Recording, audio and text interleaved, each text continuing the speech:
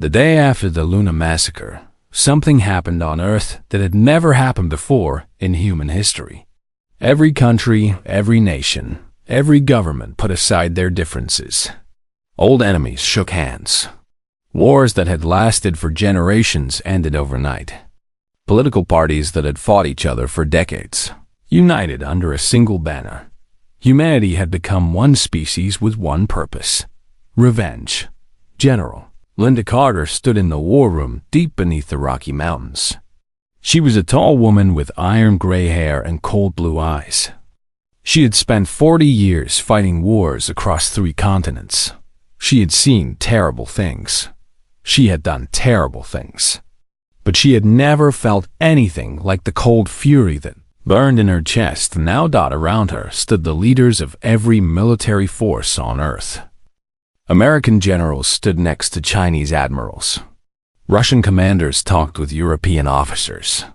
Everyone who had ever trained for war was now part of the same army. "We have 1 year," Linda said. Her voice was hard as steel. "The Crithani have sent most of their fleet back to their home systems. They left only a garrison force in orbit. They think we are beaten. They think we are broken. They are watching us, waiting for us to surrender." She pointed to a map on the large screen behind her. It showed the Earth, with dozens of red dots representing Crithani ships in orbit. They are not wrong to be confident. Right now, we have no ships. We have no weapons that can match theirs. If they wanted to, they could destroy every city on Earth from orbit. She paused and let her words sink in. But they are making a mistake. They are giving us time. And we are going to use that time to build something they cannot imagine. A young officer raised his hand. "General, with respect, how can we build a fleet that can match 400 warships in 1 year? It took us 30 years to build 60 ships." Linda smiled. It was not a pleasant smile. Because for 30 years, we were building ships the old way. Slowly. Carefully. Following all the rules and regulations. That ends today. She pressed a button on her control panel. "Let me introduce you to Project Prometheus." The screen changed to show blueprints of weapons and ships that looked like something from a nightmare. Massive cannons that could fire concentrated beams of pure energy. Missiles that could tear holes in space itself. Ships that could move faster than anything the galaxy had ever seen. "These designs have been sitting in classified files for decades," Linda explained. "We never built them because they were too dangerous, too expensive, too destructive. International treaties ban most of these weapons." She looked around the room. "Those treaties no longer apply. We are going to build every single one of these weapons, and we are going to use them." Deep in a laboratory in Switzerland, Dr. Nathan Cole stared at the message on his computer screen. He was 73 years old, with thin white hair and thick glasses. He had spent his entire career studying theoretical physics. 30 years ago, he had discovered the antimatter cascade reaction, a chain reaction that could release more energy than a nuclear bomb.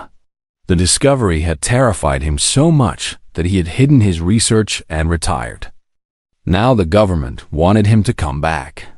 Now they wanted him to build the weapon he had sworn never to create. His hands shook as he read the message.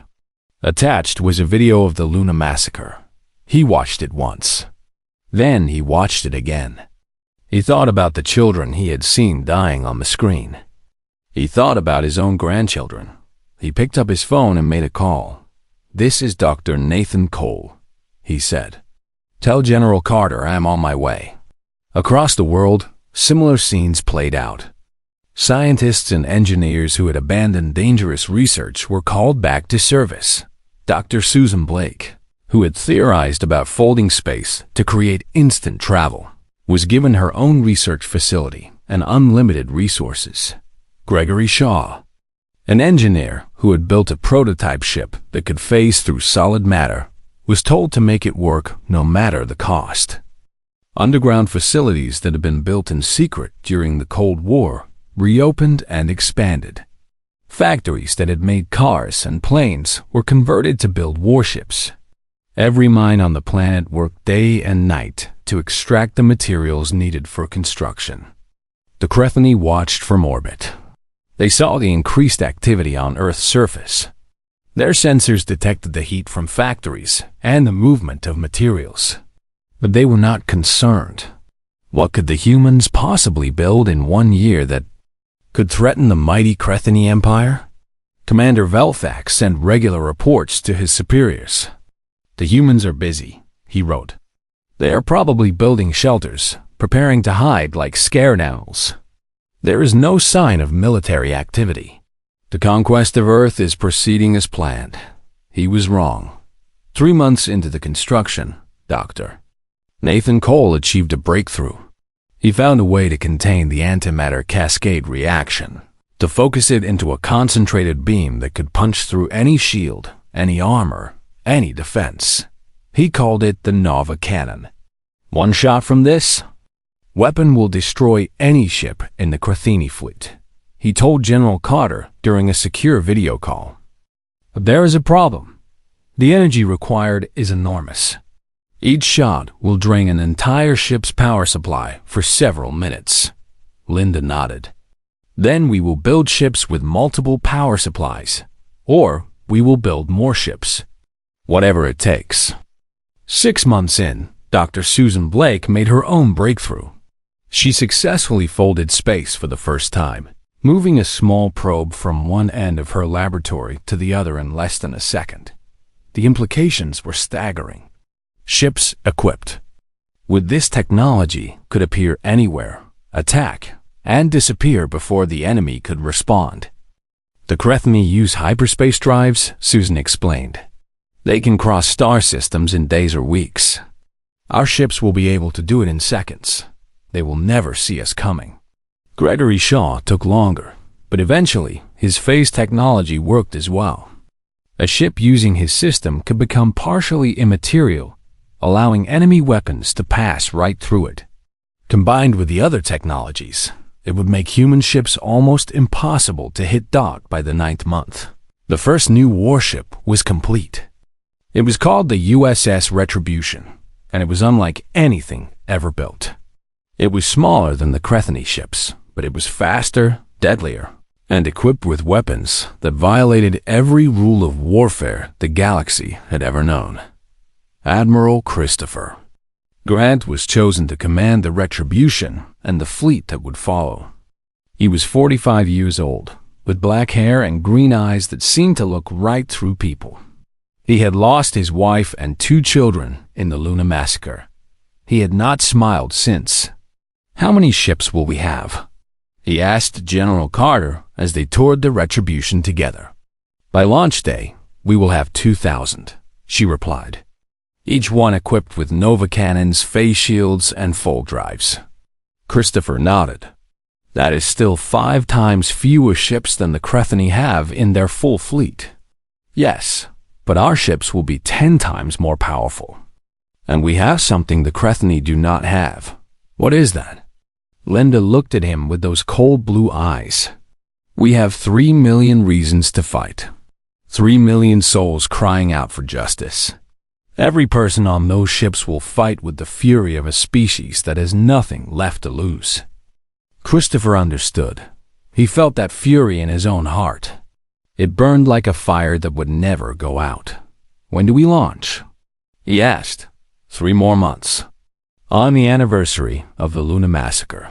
Let them think we are mourning. Let them think we are broken. And then let them learn what happens when you make humanity angry. Christopher Grant looked out the window at the massive shipyard below. Thousands of workers moved like ants, building the instruments of vengeance. For the first time since his family died, he felt something other than grief. He felt hope, not hope for peace. Not hope for mercy, hope for justice, hope for revenge. The Crethini had created a monster. And in 3 months, that monster would be unleashed upon the galaxy. They had no idea what was coming for them, no idea at all. The ship moved through the darkness of space like a small fish swimming into a sea full of sharks. Inside, Ambassador Daniel Harris stood at the window and watched the alien space station grow larger and larger. It was the biggest thing he had ever seen. The station was made of blue crystal that seemed to glow from inside, and it was so big that 100 cities could fit inside it. Daniel was 52 years old. He had gray hair and tired eyes. He had spent 30 years in the Navy before becoming a diplomat. He had seen wars. He had seen death. But he had never seen anything like this. The Galactic Council station made everything humans had ever built look like toys. "We are approaching the docking bay," said Captain Lisa Moore from the pilot's seat. She was a young woman with short brown hair and steady hands. She had flown Daniel across 3 star systems to reach this place. "Are you ready, sir?" Daniel took a deep breath. "As ready as I will ever be." The shuttle landed inside a massive hangar. When the doors opened, Daniel and his team of 5 diplomats stepped out onto alien ground for the first time in human history. The air smelled strange, like metal and flowers mixed together. The gravity felt a little lighter than Earth. Waiting for them was a creature that looked like a giant insect. It stood on 4 legs and had 2 arms. Its body was covered in hard black shell, and its eyes were like 2 red jewels that seemed to look right through Daniel. Behind it stood 4 more of the same creatures, all carrying weapons that glowed with blue light. "I am Zethral," the creature said. His voice was like clicking sounds mixed with words. "Supreme Commander of the Crethini Empire. You are the humans." It was not a question. "I am Ambassador Daniel Harris of the United Earth Government," Daniel replied. He kept his voice calm and friendly. "We come in peace. We seek friendship with the Galactic Council." Zethral made a sound that might have been a laugh. "Follow me. The Council is waiting." They walked through long hallways made of the same blue crystal. Daniel saw other aliens along the way. Some looked like tall gray beings with big black eyes. Others looked like floating balls of light. One species looked almost like humans, except their skin was purple, and they had 4 arms. All of them stopped to stare at the human delegation. None of them looked friendly. The council chamber was a massive circular room. 12 platforms floated in the air, arranged in a circle around a central stage. On each platform sat representatives of a different alien species. Some were beautiful. Some were terrifying. All of them looked down at the humans like they were looking at insects. Daniel walked to the center of the room and stood on the stage. He felt very small. He felt very alone. But he did not let his fear show on his face. "Honored members of the Galactic Council," he began. "I am here on behalf of the people of Earth. We have recently discovered faster-than-light travel and have begun to explore the stars. We come seeking membership in your great council. We offer our friendship, our knowledge, and our hope for a peaceful future together." Silence filled the room. Then, from one of the platforms, came that clicking laugh again. Zethral leaned forward, his red eyes burning. "Membership?" He said the word like it was a joke. "You come here, a species that has only left your planet for a few decades, and you ask for membership in a council that has existed for 10,000 years? Daniel stayed calm. Every species was young once. Every member of this council had to start somewhere. We are young, yes, but we learn fast. We work hard. We have much to offer." "You have nothing to offer," Zethral replied. "You are primitives. Your technology is a joke. Your military is weak. Your planet is small and has few resources worth taking." He paused. "But your species is strong and healthy. You will make good workers." Daniel felt his heart go cold. "I do not understand." "Then let me explain in simple words," Zethral said. He stood up from his seat. The Crethany Empire does not ask for things. We take them. Your planet Earth now belongs to the Crethany. Your people will serve us.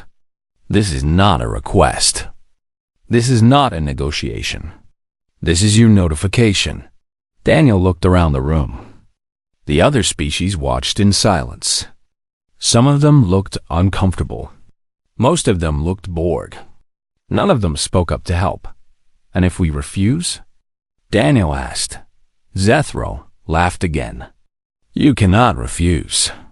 We have 400 warships. You have what? 50?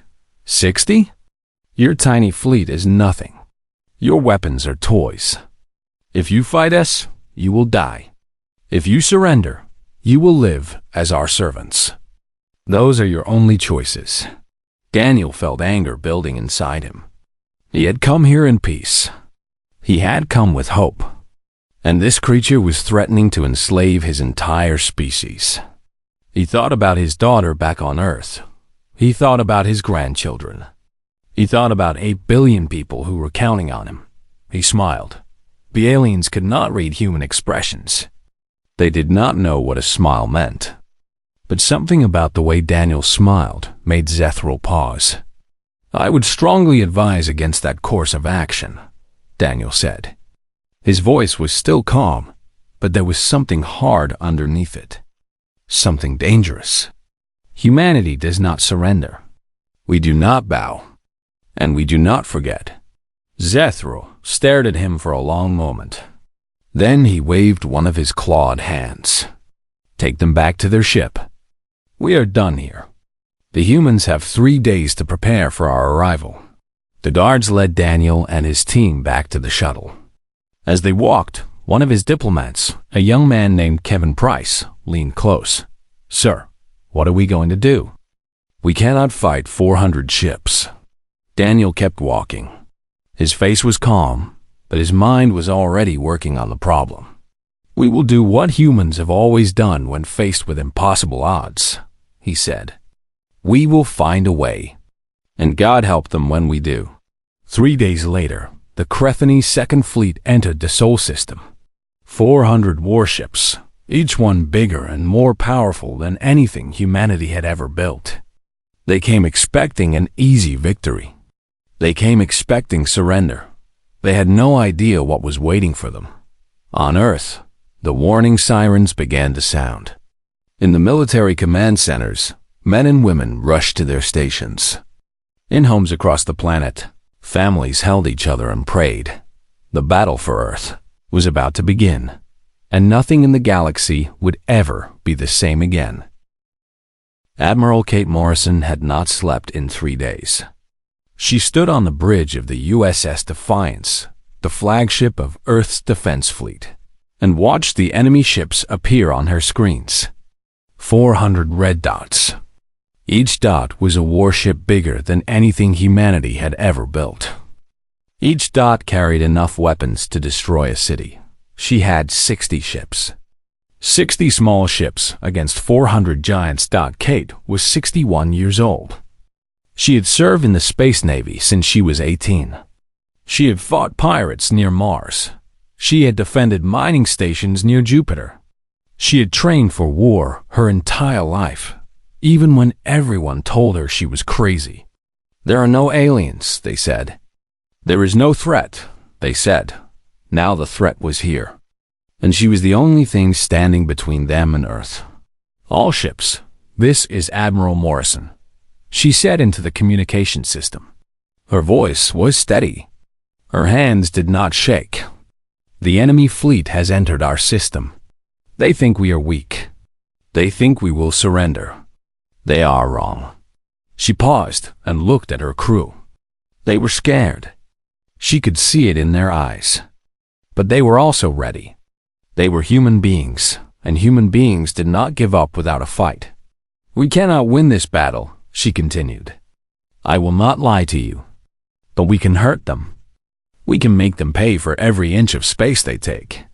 We can show them that Earth is not easy prey. We can give our planet time to prepare for what comes next. She took a deep breath. Today, we fight not for victory. We fight for Earth. We fight for our families. We fight so that those who come after us will have a chance. All ships move to intercept. Let us show these aliens what humans are made of.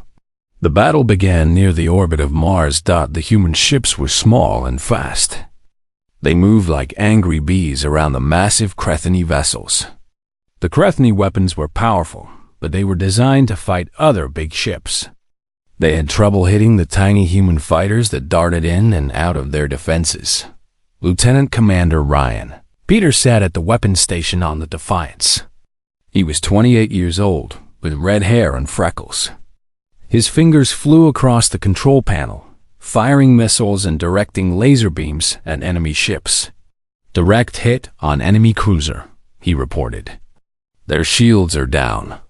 All ships, focus fire on that cruiser, Kate ordered. 12 human ships turned their weapons on the damaged Crethany vessel. Missiles and lasers tore into its hull. The alien ship exploded in a ball of fire and metal. Cheers erupted on the bridge. They had destroyed one enemy ship. 399 to go. The Crethany commander was named Velthax. He watched the battle from his flagship with growing anger. These humans were supposed to be weak. They were supposed to surrender at the first sign of force. Instead, they were fighting like cornered animals. Destroy them all, he ordered. Show no mercy. The Crethany ships changed their tactics. They spread out, surrounding the human fleet. They used their numbers to trap the smaller ships, cutting off escape routes. One by one, the human vessels began to fall. Kate watched her fleet die on the screens. The USS Courage was the first to go, torn apart by enemy fire. Then the USS Freedom. Then the USS Liberty. Good ships. Good crews. Good people. All gone. Admiral, we have lost 40% of our fleet, said Lieutenant Commander Peters. His voice was shaking now. We cannot hold them much longer. Kate nodded. She had known this would happen. She had hoped they could do more damage, but the enemy was simply too strong. All remaining ships fall back to Luna, she ordered. Protect the civilian colonies. The human fleet retreated to the moon. 3 million people lived in the domed cities on its surface. Miners, scientists, families, children. They had nowhere to run. The Crethany did not care. Velthax gave his orders with cold efficiency. Land-ground forces on the moon. Kill everyone. Leave no survivors. Make sure the humans on Earth can see everything. The Crethany dropships descended on Luna like a swarm of locusts. They broke through the dome defenses with ease. Crethany soldiers poured into the streets, firing their weapons at anything that moved. Kate watched in horror from the bridge of the Defiance. Her ship had taken heavy damage. Half her crew was dead. But she could not look away from the screens. She had to see. She had to remember. The Crethany were broadcasting the attack. Every screen on Earth showed what was happening on Luna. Families watched in terror as alien soldiers slaughtered innocent people. Children screamed. Parents tried to protect their babies. It did not matter. The Crethany killed them all. A young mother ran through the streets of New Armstrong City, carrying her infant son. A Crethany soldier caught her and threw her to the ground. The baby fell from her arms. The soldier raised its weapon. Kate closed her eyes. She could not watch any more. When she opened them again, Luna was silent. 3 million people, gone, in a single night. Velthax appeared on all screens. His red eyes gleamed with satisfaction. People of Earth, he said, you have seen what happens to those who resist the Crethany Empire. Your tiny fleet is destroyed. Your moon colony is dead. You have no hope. Surrender now, and some of you may be allowed to live as our servants. Resist, and your planet will share the fate of Luna. On Earth, people were crying. People were screaming. People were holding their loved ones and praying for a miracle. In the White House, President Samuel Wright sat alone in the Oval Office. He was a quiet man, a man of peace. He had never wanted war. He had spent his whole life trying to help people, to make the world better. Now he was watching his world die. His advisors told him to surrender. There was no hope, they said. Fighting would only bring more death. Samuel looked at the pictures on his desk. His wife, who had died 5 years ago. His children. His grandchildren. He thought about the 3 million people who had died on Luna. He thought about the Crethany commander laughing as innocent people were murdered. Something changed in his eyes. The softness disappeared. Something hard and cold took its place. He stood up and walked to the communication center. His staff moved out of his way. They had never seen him look like this before. He activated the broadcast system. His face appeared on every screen in the solar system, including the Crethany ships. "This is President Samuel Wright of the United Earth Government," he said. His voice was calm. Too calm. "I am speaking to the Crethany commander who ordered the massacre on Luna." Velthax watched from his flagship, amused. "You have made a terrible mistake," President Wright continued. "You think you know what humanity is capable of. You do not. You have seen our ships, our weapons, our technology. You think you understand this.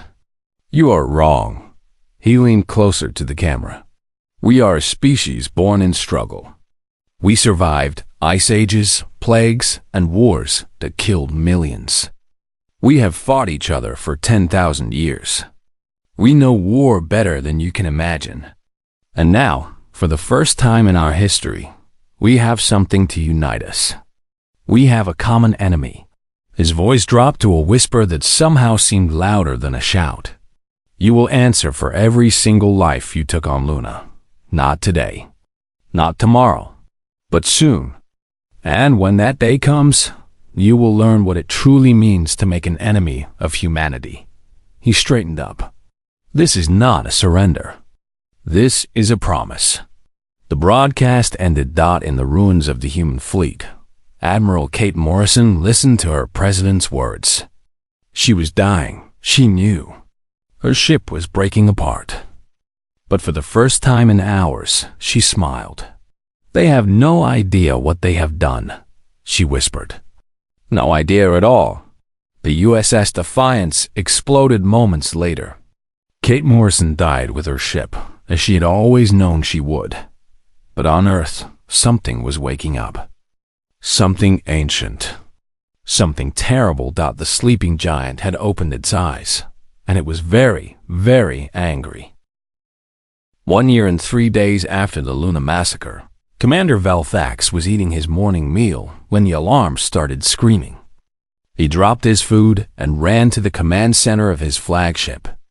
What he saw on the screens made his blood turn cold. Ships were rising from Earth. Not 10 ships. Not 50 ships. Not even 100 ships. The sensors counted them as they emerged from hidden launch facilities all over the planet. 500. 1,000. 1,500. 2,000. 2,000 warships rose from the surface of Earth like angry hornets leaving their nest. They were smaller than Crethany vessels, black and sleek, with designs that looked nothing like the primitive human ships that had been destroyed a year ago. They moved in perfect formation, spreading out to surround the Crethany garrison fleet. Velthax had 50 ships under his command. 50 against 2,000. "Get me a connection to the home fleet," he ordered, his voice shaking for the first time in his life. Now, his communication officer tried. The connection would not go through. Something was blocking their signals. "Commander," said his sensor officer, "the human ships are generating some kind of interference field. We cannot send or receive messages." Velthax felt fear for the first time in his long military career. He was alone, cut off from help, surrounded by an enemy that should not exist. A human face appeared on his view screen. It was a man with black hair and green eyes that held no warmth, no mercy, no humanity at all. "I am Admiral Christopher Grant of the United Earth Fleet," the man said. "1 year ago, your species murdered 3 million innocent people on Luna. Today, you will begin to pay for that crime." Valfax tried to speak, tried to demand terms, tried to threaten. But before he could say a word, the human ships opened fire. The weapons they used were unlike anything the galaxy had ever seen. The beams of white light shot from the human vessels, cutting through Crethany shields like they were made of paper. One beam hit a Crethany cruiser and passed through it completely, leaving a hole big enough to fly a shuttle through. The ship exploded seconds later. "Return fire!" Valfax screamed. "Destroy them!" His ships fired their weapons at the human fleet. But something impossible happened. The human ships seemed to blur and shift, and the Crethany weapons passed right through them without causing any damage. "What is happening?" Valfax demanded. "Why are our weapons not working?" No one had an answer. The battle, if it could be called that, lasted 11 minutes. When it was over, every Crethany ship in the Sol system had been destroyed. Valfax died when his flagship was cut in half by a Nova cannon blast. His last thought was a simple one. This should not be possible. Admiral Christopher Grant stood on the bridge of the USS Retribution and watched the last enemy ship explode. Around him, his crew was cheering. They had won their first victory. They had begun to avenge Luna, but Christopher did not cheer. He did not smile. This was only the beginning. "Set course for the nearest Crethany system," he ordered. "We are not done yet." The human fleet activated their full drives and vanished from the Sol system. They reappeared seconds later near the Crethany staging world of Keth Prime. The alien defenders had no warning. One moment, the space around their planet was empty. The next moment, 2,000 enemy ships filled their screens. Keth Prime was a military world. 2 billion Crethany soldiers lived and trained there. It had its own defense fleet of 300 ships. It had orbital weapons platforms, ground-based cannons, and the largest military academy in the Crethany Empire. None of it mattered. The human fleet swept through the Crethany defenders like a fire through dry grass. Ships that tried to fight were destroyed. Ships that tried to run were hunted down. Within an hour, every Crethany vessel in the system had been eliminated. Admiral Grant broadcast a message to the planet below. "People of Keth Prime, 1 year ago, your military slaughtered 3 million innocent humans on our moon. We are here to collect payment for that crime. You have 1 hour to evacuate all civilians from military installations. After that hour, every military target on your world will be destroyed." The Crethany military commander on the planet, a warrior named Thalvex, responded with anger and threats. "You dare attack the Crethany homeland? We will crush you. We will destroy your entire species. We will burn your planet to ash." Admiral Grant's expression did not change. 59 minutes remaining. For the next hour, chaos erupted on Keth Prime. Civilians ran from military bases. Soldiers tried to organize a defense. Commanders screamed orders that no one followed. The Crethany had never been attacked in their own systems. They had always been the predators, never the prey. They did not know how to handle this situation. When the hour was up, Admiral Grant gave a simple order. "Begin bombardment." The human ships rained fire from the sky. Military bases vanished in balls of white light. Weapons factories melted into slag. Training camps were reduced to craters. The orbital weapons platforms were picked off one by one. The ground-based cannons never got a chance to fire. Lieutenant Nicole Harper sat at the weapons station of the Retribution. She was 26 years old. Her younger brother had been studying at a university on Luna when the Crethany attacked. She had watched him die on live broadcast, running through the streets before a Crethany soldier cut him down. Every time she pressed the firing button, she thought of him. Every enemy installation, She destroyed was another piece of justice for her brother and the 3 million others who had died with him. "Target destroyed," she reported, her voice calm and professional. "Moving to next target." The bombardment lasted 4 hours. When it was done, every military installation on Keth Prime had been erased from existence. The civilian population was untouched. The cities, the farms, the homes of ordinary Crethany families remained standing. Admiral Grant broadcast one final message to the survivors. "We are not here to commit genocide. We are not here to enslave your people. We are here to punish those responsible for the Luna massacre. Tell your leaders what happened here today. Tell them this is only the beginning. Tell them that Earth remembers and Earth does not forgive." The human fleet vanished as quickly as it had appeared. Over the next 3 months, the pattern repeated across Crethany space. Human ships appeared without warning, destroyed military targets, and disappeared before reinforcements could arrive. The Crethany fleet tried to catch them, tried to predict their movements, tried to set traps. Nothing worked. The humans were always one step ahead. One by one, Crethany military worlds fell silent. Their fleets were reduced to scattered remnants. Their empire, which had dominated this region of the galaxy for 1,000 years, began to crumble. The rest of the galaxy watched in shock. The Galactic Council held emergency meetings. The other species whispered among themselves, unable to believe what they were seeing. A primitive species from a backwater planet was systematically dismantling one of the most powerful military forces in the known universe. After the 5th military world was destroyed, the Crethany High Command sent a message to Earth. It was the first time in their history that they had asked for peace. "We wish to negotiate an end to hostilities," the message said. "We are willing to discuss terms." President Samuel Wright received the message in his office. He read it twice, then forwarded it to Admiral Grant with a simple instruction: "Make them understand." Admiral Grant met with the Crethany representatives aboard a neutral space station. He sat across from them at a long table, his face expressionless, his green eyes cold as ice. "These are our terms," he said. "First, the Crethany Empire will pay reparations to Earth in the amount of 1 trillion credits.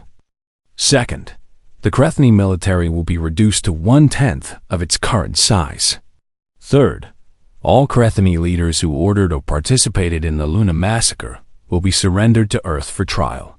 Fourth, the Crethany will publicly apologize to the human species for their crimes."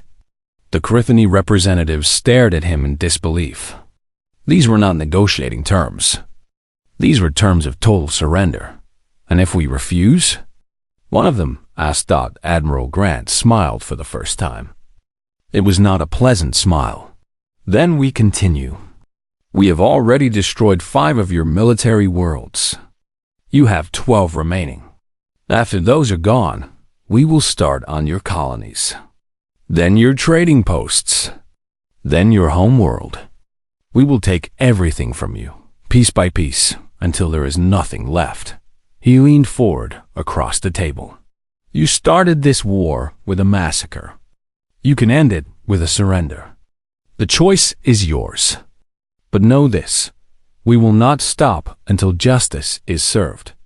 We cannot be bargained with. We cannot be intimidated. We cannot be stopped.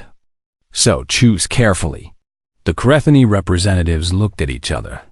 They saw no hope in each other's eyes. They had awakened something terrible, and now they had to live with the consequences. "We will convey your terms to our leaders," they said quietly. 3 days later, the Crethany Empire agreed to every demand. The war was over, but the reckoning was just beginning. The human fleet arrived at Varix Prime 3 months after the Crethany surrender. 3,000 warships filled the space around the Council's home station, their black hulls gleaming against the stars. They did not fire. They did not threaten. They simply waited, a silent reminder of what humanity had become. Ambassador Daniel Harris, stood at the front of the human delegation as their shuttle approached the great crystal station. He was older now, his hair whiter, his face more lined. But his eyes were harder than they had been a year ago. He had watched his species nearly die. He had watched them rise from the ashes. He was not the same man who had come here seeking friendship. Beside him stood General Linda Carter and Admiral Christopher Grant. Both wore their dress uniforms, covered with medals and ribbons. Behind them stood 50 of Earth's finest soldiers, their weapons gleaming. Their faces stern. Captain Lisa Moore piloted the shuttle into the same hangar where Daniel had landed 2 years before. The same blue crystal walls surrounded them. The same strange smell filled the air. But everything was different now. No Crethni soldiers waited to greet them. Instead, a small delegation of Valorian diplomats stood at attention, their purple skin pale with nervousness. "Ambassador Harris," the lead Valorian said, bowing deeply. "The council awaits you in the main chamber. Please, follow me." The walk through the station felt different this time. The aliens they passed did not stare with contempt or boredom. They stared with fear. They pressed themselves against walls to let the humans pass. They whispered to each other in languages Daniel could not understand, but he could guess what they were saying. The humans are here. The humans who destroyed the Crethni. The humans who cannot be stopped. The council chamber was the same massive circular room Daniel remembered. The 12 platforms still floated in the air around the central stage. But one platform was empty. The Crethni had no representative anymore. Their empire had been reduced to a shadow of its former self. Stripped of power and influence, Daniel walked to the center of the room and stood on the same stage where he had been threatened and dismissed. He looked up at the assembled representatives, studying each one in turn. The Valorians, tall and ethereal, who had done nothing to stop the massacre. The Crethni, small gray beings with large eyes, who had laughed when the Crethni declared their intentions. The Selvani, floating clouds of light, who had voted against offering humanity protection. All of them. Every single species that had watched Luna burn and done nothing. 1 year ago, Daniel began, his voice echoing through the chamber. I stood in this very spot and asked for friendship. I came representing a young species, eager to join the galactic community. I asked for nothing more than a seat at this table, a chance to contribute, a chance to learn and grow alongside older civilizations. He paused, letting his words sink in. You answered with contempt. The Crethni declared their intention to enslave my people. They threatened genocide. They promised to treat us like animals. His voice hardened. And all of you watched. All of you heard their threats. All of you could have spoken up. All of you could have stopped what came next. He pointed at the empty Crethni platform. Instead, you said nothing. You let them invade our system. You let them destroy our fleet. You let them slaughter 3 million innocent people on our moon. His voice rose. Children, families, people who had never hurt anyone. Murdered while you watched and did nothing. The Valorian ambassador tried to speak. Ambassador Harris, please understand, we had no power to stop the Crethni. They were the dominant military force in this region. We could not risk their anger by interfering in their affairs. Could not? Daniel's voice was ice. Or would not. There are 12 species in this council. If you had stood together, if you had demanded they stop, they would have listened. But you did not stand together. You each looked out for yourselves. You each decided that the lives of 3 million humans were not worth the risk of angering the Crethni. He took a step forward. Let me tell you what happened after that. While you went back to your comfortable lives, while you forgot about the massacre, Earth was changing. Every nation united. Every resource was redirected. Every scientist, every engineer, every factory worked day and night to build a fleet that could fight back. Behind him, General Carter and Admiral Grant stood like statues, their presence a reminder of the force waiting outside. We built 2,000 warships in 1 year. We developed weapons that your scientists said were impossible. We created technology that makes your fleets look like toys. Daniel's voice dropped to a whisper that somehow filled the entire chamber. And then we did something no one has ever done before. We brought the Crethany Empire to its knees. He let the silence stretch. The Crethany thought they were predators and we were prey. They learned otherwise. Their fleet is destroyed. Their military worlds are ruins. Their leaders are awaiting trial for war crimes. An empire that dominated this region for 1,000 years has been broken in a matter of months. The council members shifted nervously on their platforms. Some whispered to their aides. Others simply stared at Daniel with wide, frightened eyes. And now, Daniel continued, I have returned to this council, not to ask for membership, not to beg for acceptance. I am here to deliver a message. He turned slowly, making sure every representative could see his face. Humanity did not want this war. We came to you in peace. We wanted friendship and cooperation. You showed us what the galaxy truly thinks of younger species. You taught us that kindness is weakness, that mercy is foolishness, that the only thing that matters in this universe is power. His voice hardened into steel. So let me tell you what humanity has learned. We will never again come to anyone asking for help. We will never again trust species who watched our people die and did nothing. We will never again be the prey. He raised his hand, and on the view screens around the chamber, images appeared of the human fleet outside. 3,000 ships, each one capable of destroying anything the Council could send against them. From this day forward, humanity stands alone. We do not need your counsel. We do not need your friendship. We do not need your approval. What we have is stronger than any alliance. We have 3 million martyrs who cry out for justice. We have a species united by tragedy. We have the will to do whatever is necessary to ensure our survival. He took another step forward, his eyes burning. And if any species in this galaxy ever threatens humanity again, if any government ever considers attacking our people, if anyone ever makes the mistake that Crethany made, they will face the same fate. We will not stop. We will not negotiate. We will not show mercy. We will hunt them across the stars and destroy them so completely that their names will be forgotten by history. The silence in the chamber was absolute. No one moved. No one breathed. The most powerful beings in the galaxy sat frozen, listening to a representative of a species they had dismissed as primitives tell them exactly how the universe would work from now on. Daniel straightened his jacket and allowed a small smile to cross his face. It was not a warm smile.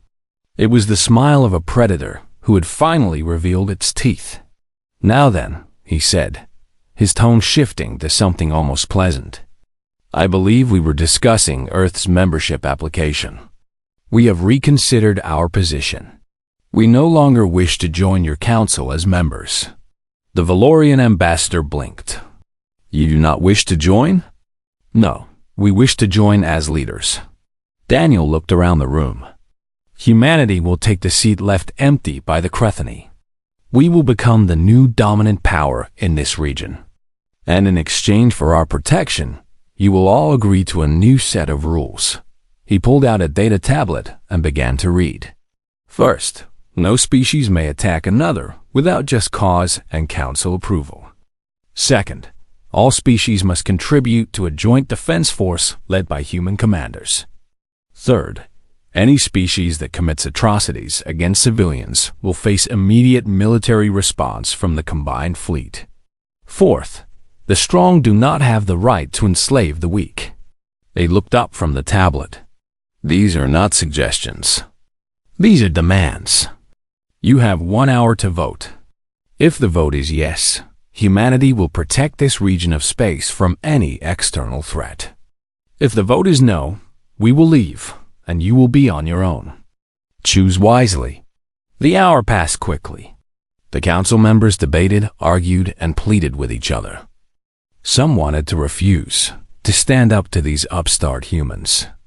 But every time they looked at the view screens, they saw those 3,000 ships waiting in the darkness.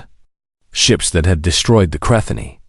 Ships that could destroy them just as easily. In the end, the vote was unanimous. Earth was accepted as the new dominant power of the Galactic Council. Daniel Harris stood on the stage and watched as the representatives bowed their heads in submission. He thought about Admiral Kate Morrison, who had died defending Earth. He thought about the families on Luna, who had never had a chance. He thought about all the humans who had sacrificed everything to make this moment possible. They had won. Not just a war, but something larger. They had proven that humanity could not be conquered, could not be broken, could not be destroyed. They had carved their place in the galaxy with fire and blood, and no one would ever forget it. As he walked back to his shuttle, General Carter fell into step beside him. Do you think they will keep their pro